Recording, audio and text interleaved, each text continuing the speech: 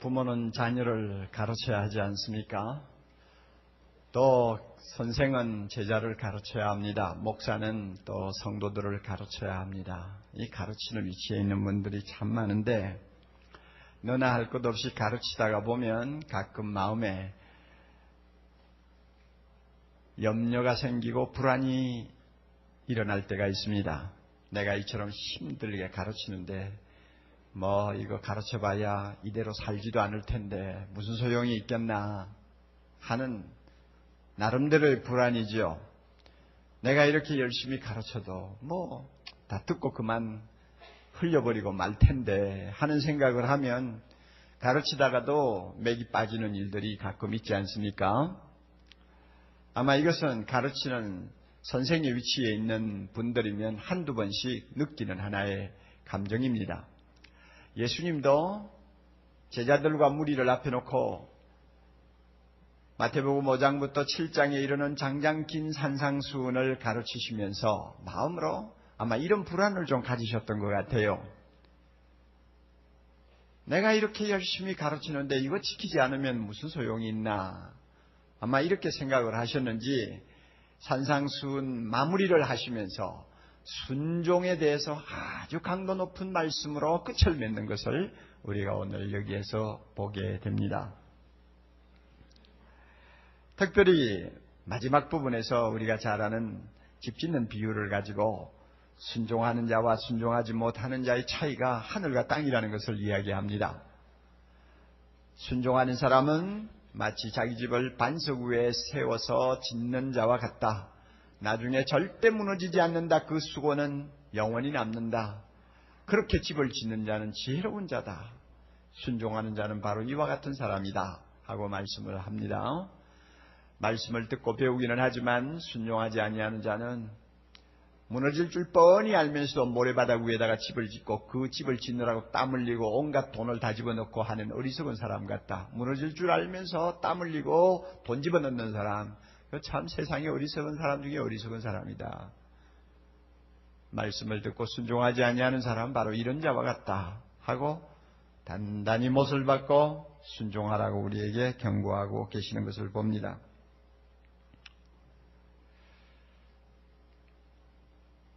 예수님은 5장에서부터 7장에 이르도록 우리 모두가 예수님을 닮아 작은 예수가 되기 위해서는 어떠한 인품을 가져야 되며 어떠한 생활을 해야 할 것인가를 여러 가지 사례를 들고 내용을 가지고 세세히 말씀해 주셨습니다.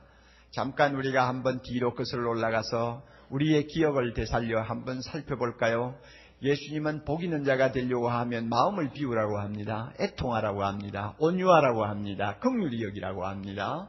그리고 마음이 청결해야 한다고 합니다.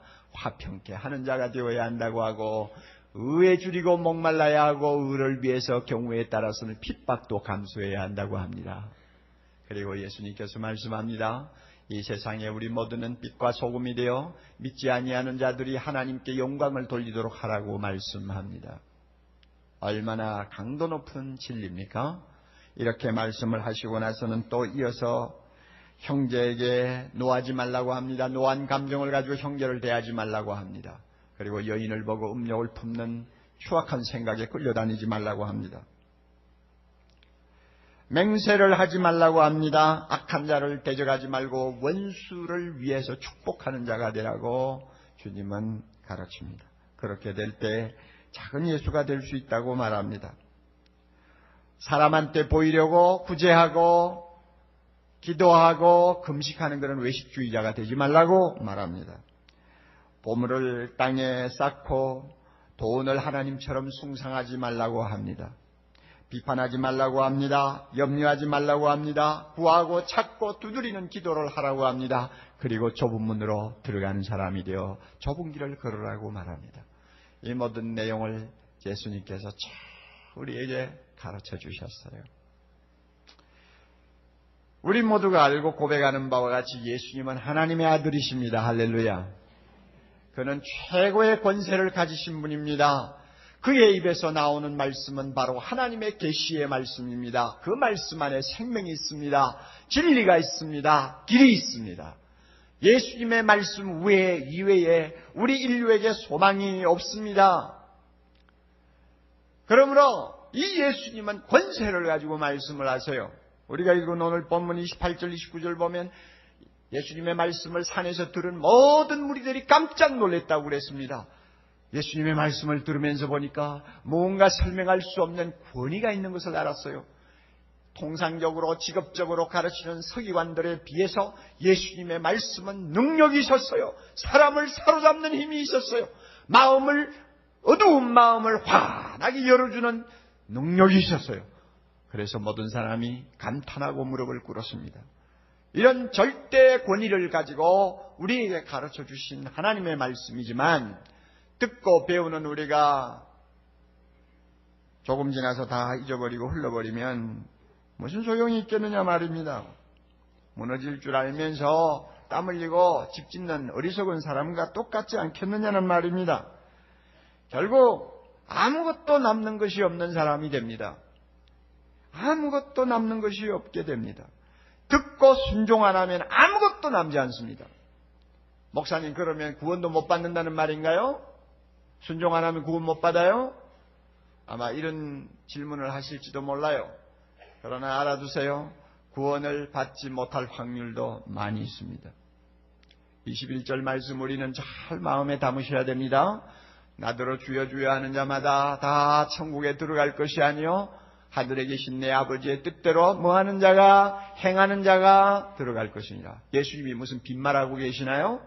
우리는 믿음으로 구원 얻는다고 하니까 저 순종 좀 못해도 믿기만 하면 된다 하는 아니란 생각을 갖고 신앙생활을 합니다마는 바울이 믿음으로 구원 얻는다고 한 말보다도 예수 그리스도가 순종하는 자가 들어간다는 말씀이 더 권위를 갖는 거예요. 우리가 이 사실을 알아야 돼요.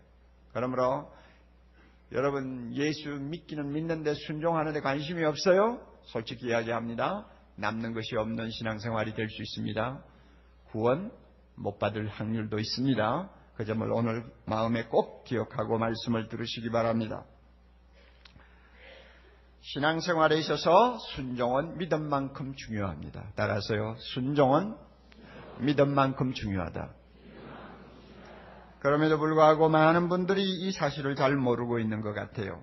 교회를 오래 다녔음에도 불구하고 이 사실에 대해서 명확한 지식을 갖지 못하고 혼란을 겪는 분들이 계세요. 저에게 이메일을 보낸 우리 교회 젊은이가 하나 있었습니다. 목사님, 제 후배가 예수 믿은 지 그렇게 오래되지는 않았는데요. 성경을 읽다가 좀 의문이 생겼나 봐요. 그래서 저에게 질문을 했습니다. 형, 어떤 성경에 보니까 누구든지 믿고 예수 그리스도를 영접하면 영생을 얻는다고 분명히 말씀하셨는데 또 다른 성경에 보면 나더러 주여 주여 하는 자마다 천국에 들어가지 못하고 아버지의 뜻대로 행하는 자가 들어간다고 말씀을 했는데 성경에 일관성이 없는 것 같아서 약간 헷가닥하네요. 선배 좀 가르쳐 주세요 하고 요청을 했답니다. 그런데 자기도 그 말을 듣고 보니 헷갈린다는 거예요. 그래서 목사님 대답 좀 해 주십시오. 우리가 성경에 좀 지식이 약하고 또 교리적으로 기초가 잘 안 닦여 있으면 이런 약간의 혼란을 겪을 수도 있습니다. 이것은 반드시 시정되어야 되고 해결되어야 합니다. 동시에 우리가 신앙생활에 있어서 순종이 믿음만큼 중요하다는 사실을 깜빡 놓쳐버리고 제 마음대로 사는 이유가 또 하나 있어요. 누군가로부터 잘못 배웠을 가능성이 있습니다. 그리고 누군가로부터 좋지 못한 영향을 받으면서 신앙생활할 수 있는 가능성이 있습니다. 잘못 배웠거나 좋지 못한 영향을 받으면서 신앙생활 하시는 분들은 순종에 대해서 깊은 관심을 갖지 않는 경향이 많습니다. 여러분, 예수님께서 긴 말씀을 쭉 하시다가 막바지에 와서 거짓 선지자들을 삼가라고 갑자기 말씀하시는 이유가 뭔지 아세요? 깊이 생각하셔야 돼요. 15절에 거짓 선지자들을 삼가라. 양의 옷을 입고 너희에게 나오나 속에는 누락질하는 일이라고 그랬잖아요. 왜 예수님이 거짓 선지자들을 경고하고 나섭니까? 거짓 선지자는 구약시대나 신약시대나 항상 교회 안과 밖에 활동하고 있었습니다. 양들이 풀을 뜯는 목장 주변에는 언제든지 이리들이 여기저기 배회하고 있으면서 양을 덮치려고 기회를 노리는 것은 유대 나라에서 흔히 볼 수 있는 현상이었습니다. 사도 바울은 사도행전 20장에서 이 거짓 선지자들을 일컬어서 흉악한 일이라고 하는 말을 썼습니다. 흉악한 일이들입니다. 이런 일들이 교회 안에 있어요. 교회 밖에도 있어요. 그리고 이들은 어그러진 말을 가지고, 잘못된 말을 가지고 사람들을 유인하고 시험합니다. 이런 사람들이 교회 안에 있습니다. 또 놀라운 것은 사도 바울의 말을 들으면 정말 놀라운 사실 하나 있어요. 사도 바울한테 예수 복음 듣고 예수 믿은 사람입니다. 그리고 사도 바울의 눈에 들 만큼 신앙생활하고 지도자적인 역할을 하였기 때문에 장로로 피택이 되어서 초대교회 장로가 된 사람들입니다. 그런 사람들을 앉혀놓고 사도 바울 뭐라고 하는지 알아요? 너희들 중에도 이런 흉악한 이리와 같은 거짓 선지자들이 나올 줄을 내가 안다 그랬어요. 아시겠어요? 거짓 선지자는 교회 밖에서 들어오는 것만이 아니에요. 교회 안에서도 생깁니다. 옛날에도 그렇고 지금도 마찬가지입니다.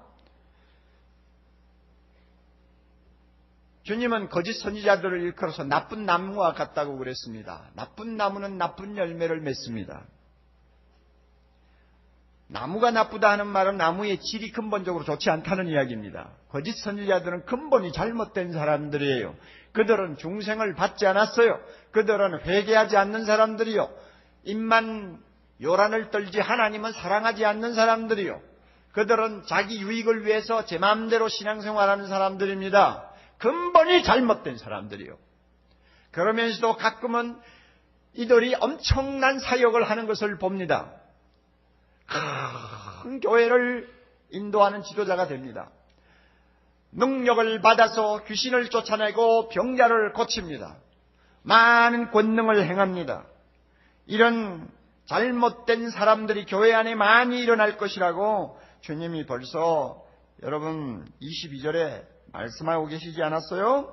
많은 사람들이 나더러 이르러 주여 주여 하면서도, 많은 사람들이 입으로 주여 주여 하면서 선지자 노릇하고 귀신 쫓아내고 큰 교회하고 목회 성공했다는 말 듣는데 실제는 전부 거짓 선지자들이요 이리떼들이라 그 말입니다. 이런 사람들이 말세가 되면 더 많아지고 더 기세를 올릴 것이라고 말합니다. 근본이 잘못된 사람이요. 그러므로 그들은 자연히 나쁜 열매를 맺게 되어 있습니다. 나무 나쁘면 열매도 나쁘잖아요. 질이 안 좋은 나무에 질이 좋은 열매 맺히는 거 봤어요? 그러면 나쁜 열매가 뭡니까? 순종 안 하는 것입니다. 불순종이 나쁜 열매요. 거짓 선지자들은 그렇게 살았어요. 여러분, 주여가 뭡니까? 주여 무슨 뜻이요?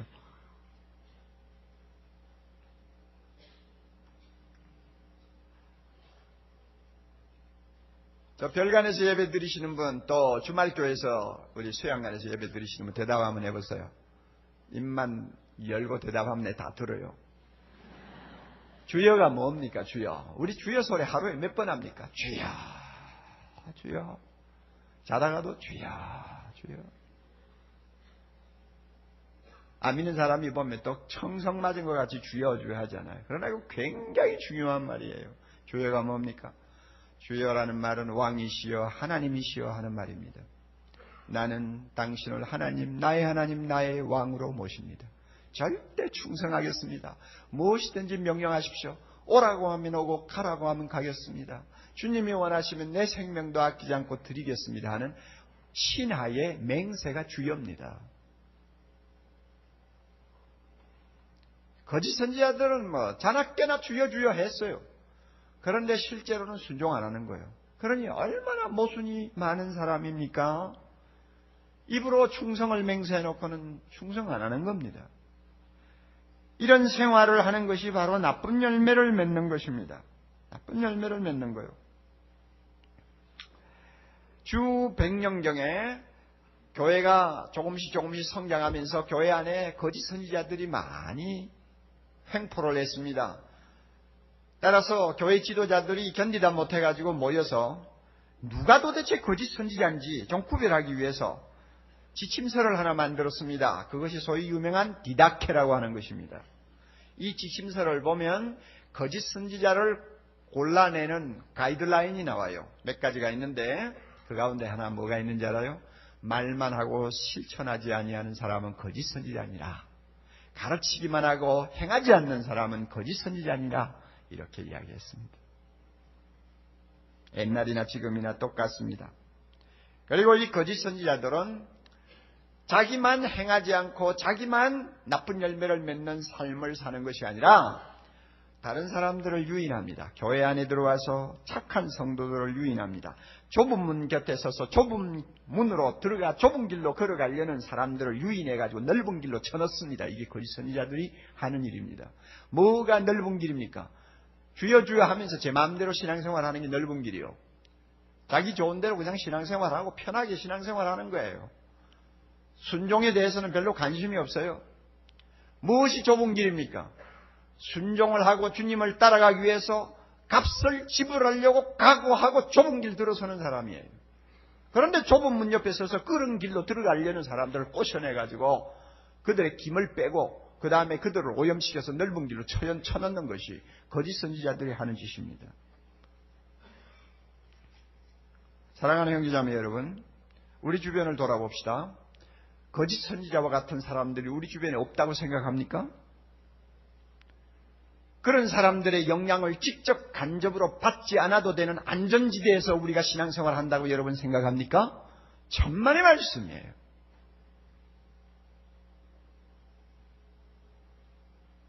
천만의 말씀이요.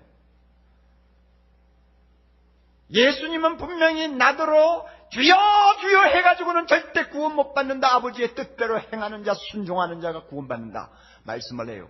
내가 너희에게 분부한 모든 것을 가르쳐 지키게 하라. 모두가 순종을 얼마나 철저하게 강조를 함에도 불구하고 이런 주님의 말씀을 우습게 여기고 이런 말씀에다가 물을 타는 사람들이 우리 주변에 많이 있어요. 예수님의 권세와 권위를 도전해서 제 마음대로 하나님의 말씀에 물 타는 사람들이 있다 그 말이에요. 우리 주변에 많아요. 거짓 선지자와 같은 사람들 많아요. 그런 지도자들이 있고 소위 그런 중진들이 교회 안에서 예수 잘 믿는 것처럼 허세를 부리고 있는 경우가 많아요.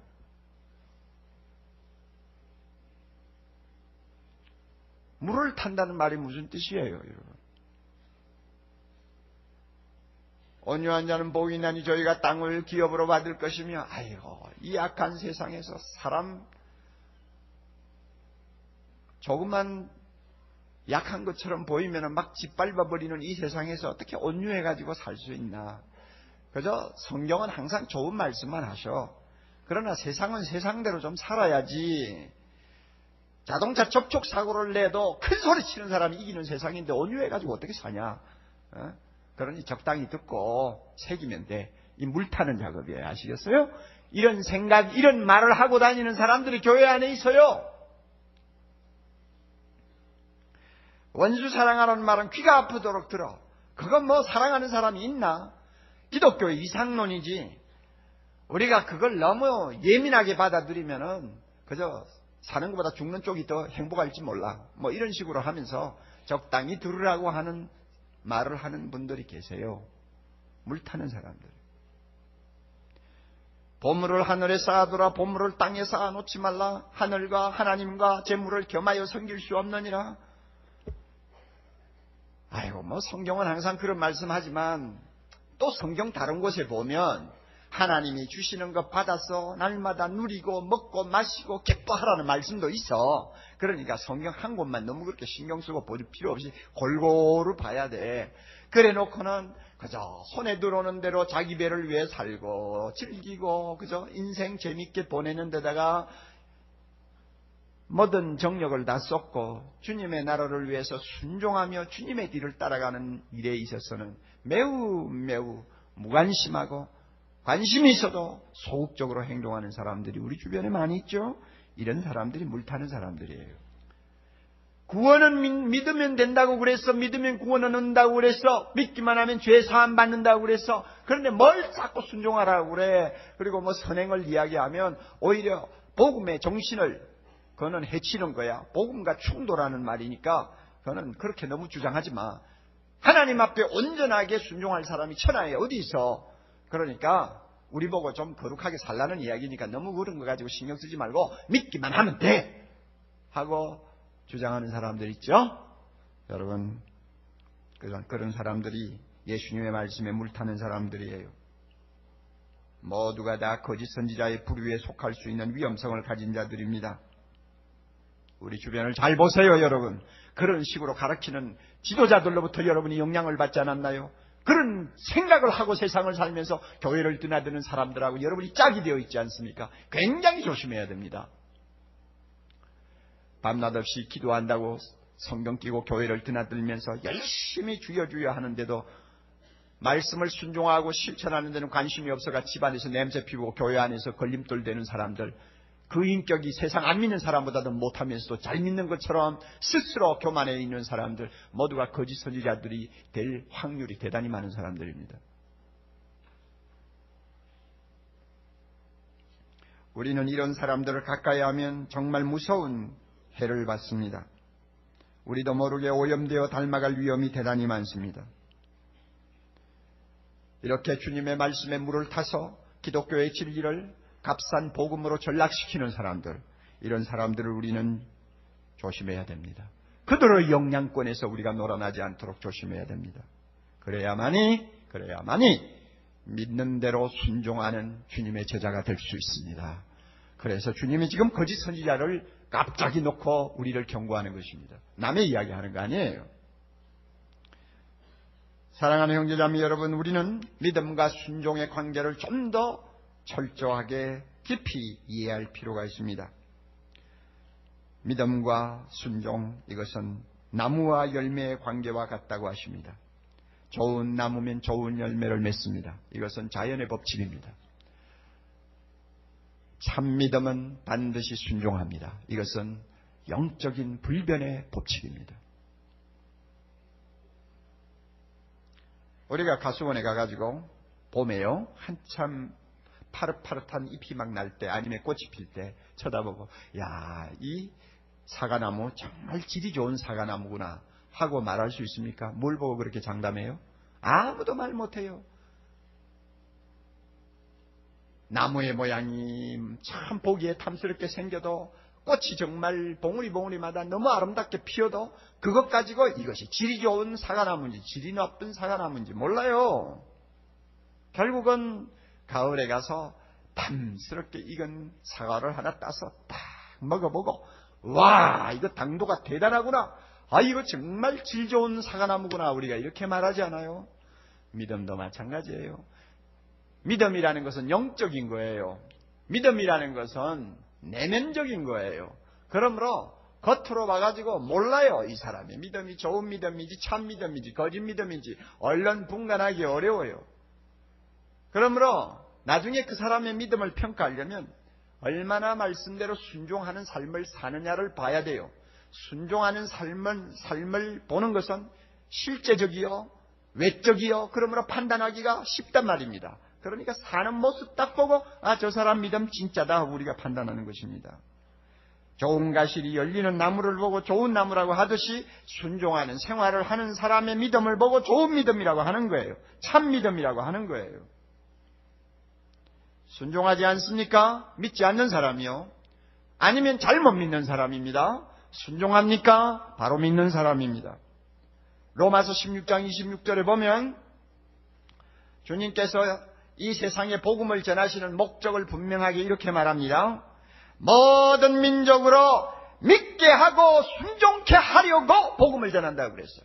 믿기만 하도록 하기 위해서 복음 전하는 게 아니에요. 믿도록 하는 데만 목적이 있는 게 아니에요. 믿고 순종케 하기 위해서 모든 민족에게 복음을 전한다고 했습니다. 그러므로 믿음과 순종은 떼놓으면 안 돼요.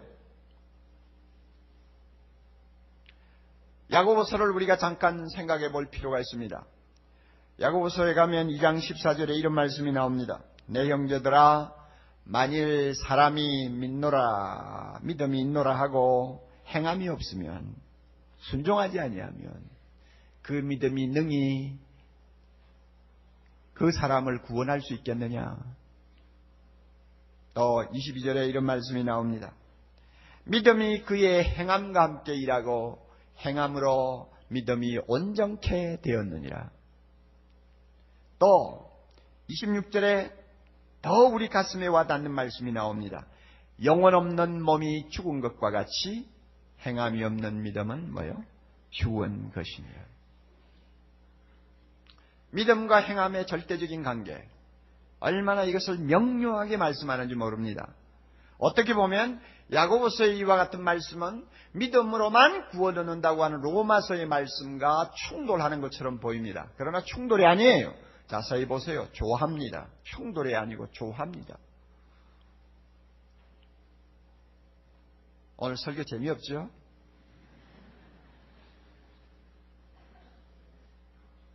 좀 재미있게 이야기도 좀 섞어가면서 여러분에게 말씀을 전하면 듣기도 좋은데 내용도 아주 딱딱한 데다가 막 옥 목사님 얼굴에 노기를 띠고 막 이야기를 하는 것 같으니까 좀 힘들죠? 그러나 잘 들으세요. 매우 중요한 말씀이에요. 믿음으로 구원 얻는다는 말씀, 행함이 없으면 그 믿음은 죽은 믿음이라고 하는 야고보서의 말씀이 충돌이 아니에요. 보완이에요. 조화예요. 자 보세요. 야고보서에 보면 막 행함이 있는 믿음이라야 산 믿음이라고 막 강조 많이 해요. 그러면 야고보가 지금 무엇을 행하라고 하는지를 한번 잘 1장부터 마지막까지 읽으면서 한번 리스트를 만들어 보세요. 뭐 대단한 것을 행하라고 할 것 같이 생각되는데 막상 야고보서를 처음부터 끝까지 쭉 읽으면서 보면요, 너무나 평범한 이야기하고 있어요. 자 보세요. 믿는다는 사람은 자기 혀를 제갈 먹여야 하느니라. 세상에 보세요. 예수 믿는다고 하면서 자기 혀를 제갈 먹일 줄 몰라가지고 이 사람 상처 주고 가끔 거짓말도 잘하고 가는 데마다 쓸데없는 소리 해가지고 요란을 사람들의 마음을 뒤집어 놓고, 여러분 이런 생활을 한다고 하면 그 사람은 믿는 사람이라고 할 수 있어요? 안 믿는 사람이라고 할 수 있어요? 혀를 제갈 먹이지 못하고 나오는 대로 찌꺼리면서 나 예수 믿는다고 날마다 떠들고 주여 주여 한다면 뒷집에 개도 강아지도 웃을 일 아닙니까? 그렇잖아요. 믿음을 가진 사람이 그 정도도 실천을 못해가지고 그 믿음을 믿음이라고 하겠어요? 그렇잖아요. 또 있어요. 고아와 가부를 환난 중에 돌보라고 그러네요. 여러분 고아나 가부가 어려움을 겪는 것을 보면 안 믿는 사람도 자기의 참 빠듯한 생활에서도 떼가지고 그들을 도우려고 하는 판국인데, 입으로 주여 주여 하는 사람이 글쎄 믿는다고 하면서 가난하고 고통하는 사람 보면서 도와줄 줄 모르고 그냥 얼굴 싹 돌려요. 그래놓고 믿는다고 해요. 여러분 그 믿음을 믿음이라고 누가 인정하겠어요? 누가 믿음이라고 인정하겠느냐 그 말이에요.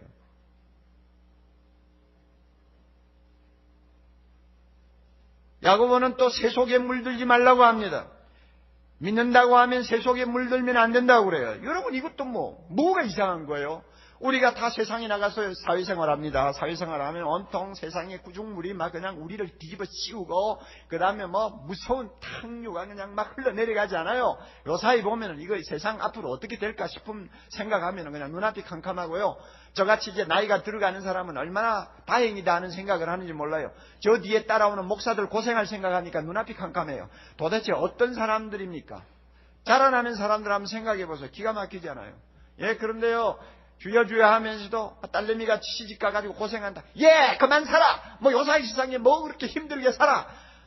지금 아직 나이 젊을 때 이혼하면 또 좋은 남자 얻을 수 있어. 내가 그거 위해 기도할게. 그만 살아. 만약에 이런다면, 여러분은 만약에 이런 식으로 나도 모르게 세속으로 그냥 생각이 다 끌려가는 거예요. 자, 이런 사람 놓고 여러분 믿는다고 말할 수 있어요? 믿어요? 그 사람 믿는 사람이요? 말도 안 되는 이야기죠. 믿으면 구원받는다고 해가지고 그래 그런 식으로 세상에 물들어가면서도 믿음만 있으면 구원받는다고 착각하고 있어요? 그 믿음을 믿음이라고 할 수 있느냐 그 말이에요. 야고보는 또 말합니다. 사람을 외모를 보고 구별하지 말라고 그래요. 교회 안에 아주 참 값비싼 보석으로 막 줄줄 달고 예배에 참석하는 사람 보면 옛날에 하면 그랬나 봐요. 제일 앞자리 좋은 자리에 가서 앉으십시오 하고 허리를 굽실굽실하면서 안내를 하고, 그래서 좀 냄새나고 좀 남노한 옷을 입고 나오는 사람 보면 저 뒤로 인도해가지고 기둥 뒤에 저 어쩌다가 한 자리 남아있으면 거기 앉으라고 그러고, 옛날에 그랬나 봐요. 그렇게 하지 말라. 믿는 사람은 그렇게 하면 안 된다고 그럽니다. 자, 여러분 한번 생각해 보세요.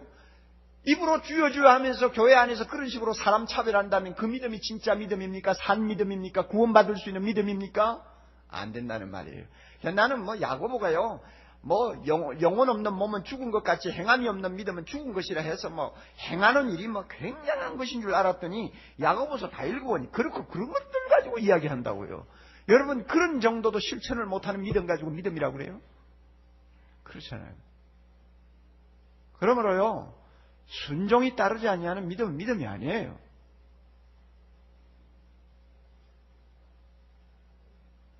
우리 모두는 정신 차려야 합니다. 우리의 생활 이면에는 믿음과 순종 사이를 이간시키는 복병이 숨어 있습니다.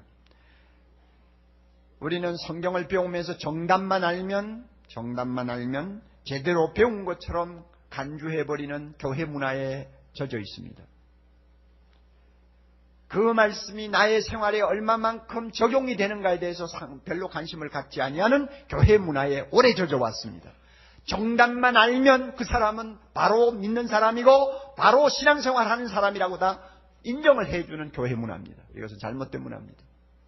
우리가 말씀을 듣고 또 배우면서 내가 얻은 진리의 정보는 나의 삶으로 그대로 같이 동행이 되어야 합니다.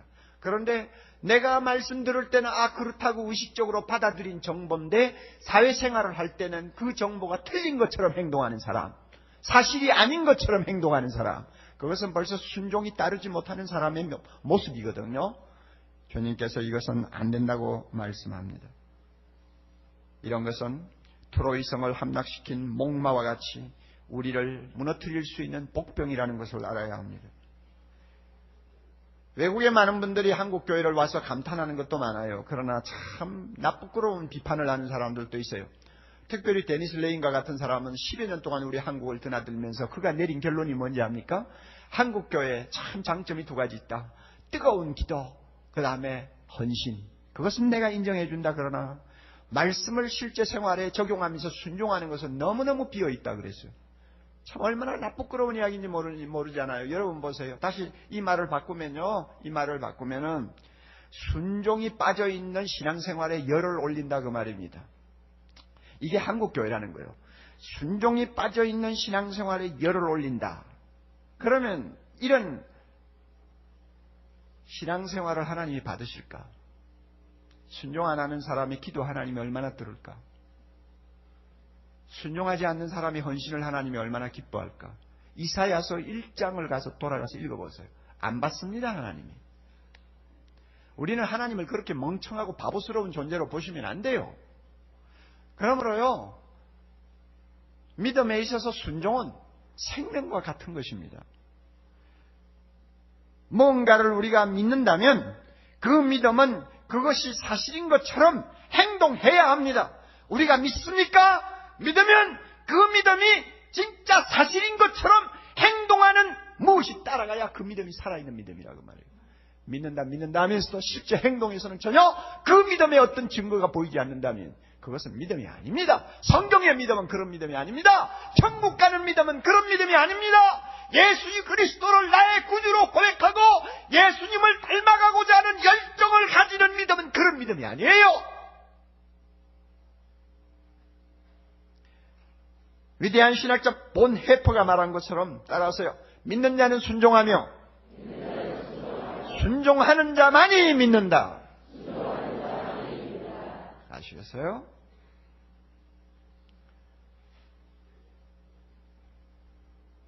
예수님께서 우리에게 이와 같이 산상수훈을 주시면서 순종할 것을 다짐하신 이유가 있습니다. 주님은 우리 모두가 예수님을 닮아가는 작은 예수가 되기를 소원하고 계십니다. 얼마나 영광스러운 일입니까? 나 같은 죄인이 예수님을 닮을 수가 있다니. 나같이 하루살이와 같고 하나님 앞에 원수된 내가 예수님을 닮아서 하나님의 거룩한 아들과 딸의 모습으로 변화될 수 있다고 하나님이 인정해 주신다니 얼마나 영광스러운 일입니까? 한 가지 알아두세요. 믿음으로만 예수님을 닮아갈 수 없습니다. 반드시 믿음과 순종의 과정을 통해서 우리는 예수님을 닮는 것입니다.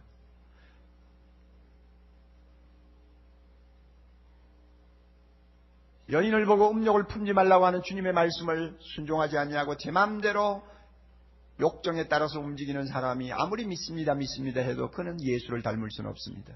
믿습니까? 간음하지 말라는 주님의 말씀 순종해야 돼요. 믿음과 순종을 통해서 우리는 주님의 모습으로 닮아갑니다. 이것은 엄청난 영광이요 특권입니다. 세상 사람들 보기에는 멍청하고 바보같이 보일지는 모르지만 우리가 믿음과 순종을 통해 주님의 모습을 닮아가는 이 길이야말로 마지막에 영생이 있는 길이요 영원토록 하늘의 별처럼 빛나는 축복의 길이라는 것을 우리가 알아야 합니다. 이렇게 주님을 닮아가기 위해서 주의 말씀 한마디 한마디 힘을 다하고 정성을 다해 순종하려고 하는 자에게는 하나님께서 그만이 하는 큰 은혜를 주십니다. 진짜 놀라운 은혜를 주십니다. 여러분, 왜 우리가 신앙생활하면서 이렇게 황폐해야 됩니까? 왜 침체해집니까? 왜 기쁨이 없습니까? 평안이 없습니까? 기도 안 했습니까? 물론 그 이유도 있겠죠. 그러나 기도보다 더 큰 이유가 하나 있어요. 순종을 안 하기 때문입니다. 순종하는 자에게는 하나님이 은혜를 주시는 게 있어요. 제가 예를 하나 들게요. 제가 오래전부터 아는 참 아름다운 자매입니다. 그는 믿음이 참 좋은 사람이에요. 그런데 그에게도 믿음의 가시가 있었습니다. 가정에 정말로 참 화해하기 어렵고 마음을 열기 어려운 식구가 있었어요. 수십 년 동안 담을 쌓고 살았습니다. 미워하기도 했죠. 어떤 때는 아마 원수처럼 생각했을지도 모르죠. 수십 년을 그렇게 살았어요.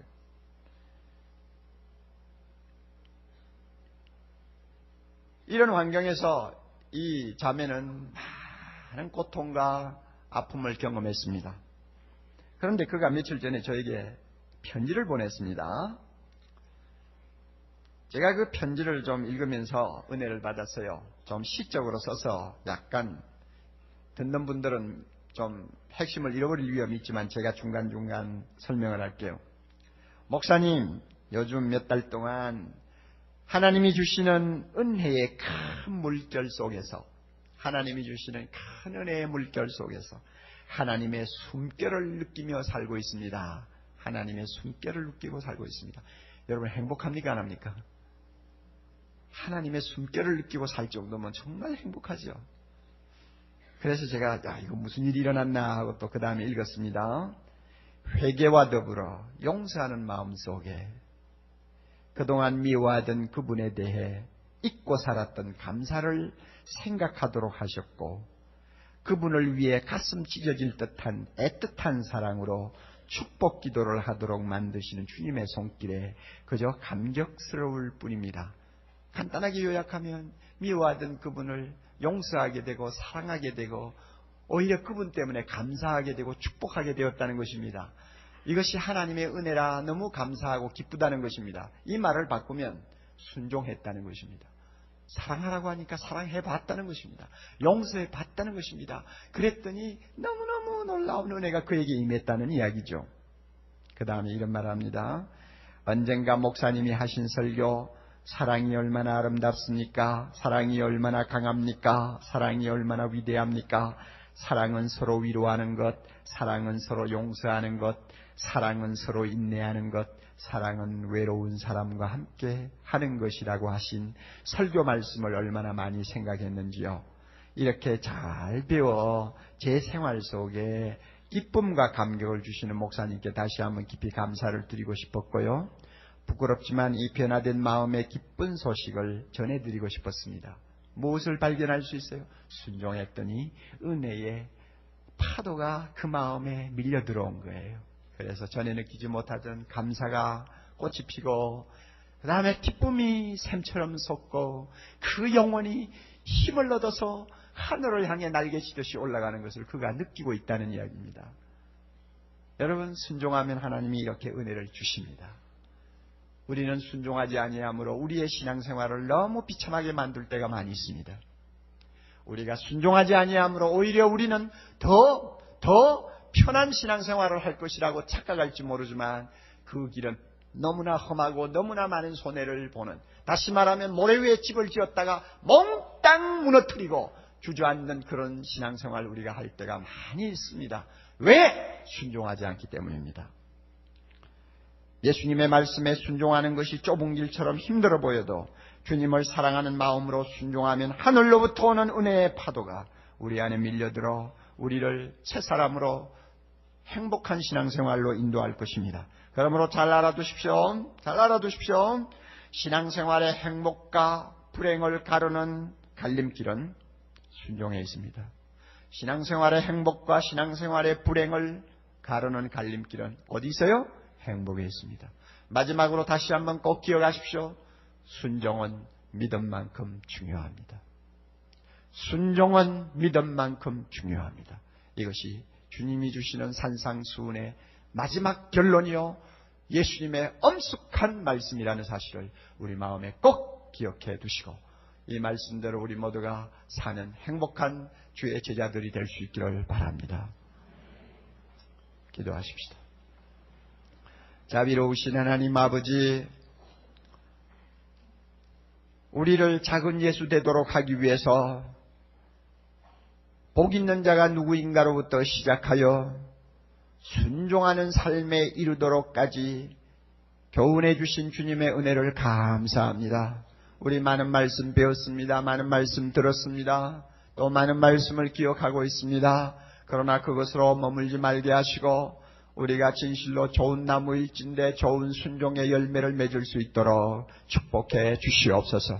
순종함으로써 보다 행복한 삶을 살게 하시고 순종함으로써 보다 능력이 넘치는 삶을 살 수 있게 하시고 순종함으로써 이 세상의 빛과 소금이 되어 이 세상을 치유하고 이 세상을 구원하는 예수 그리스도의 제자 하나님의 자녀들 되도록 우리 모두에게 축복해 주시옵소서.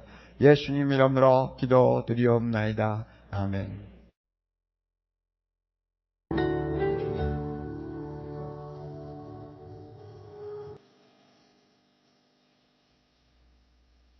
생명의 샘은 출판과 테이프, 영상, 인터넷 등의 가능한 모든 매체를 통해 생수와 같은 은혜의 말씀을 나누는 사랑의 교회 미디어 선교사역입니다. 이 테이프를 들으시고 하나님의 말씀에 대해 더 깊이 알기를 원하시는 분은 생명의 샘으로 연락해 주시기 바랍니다.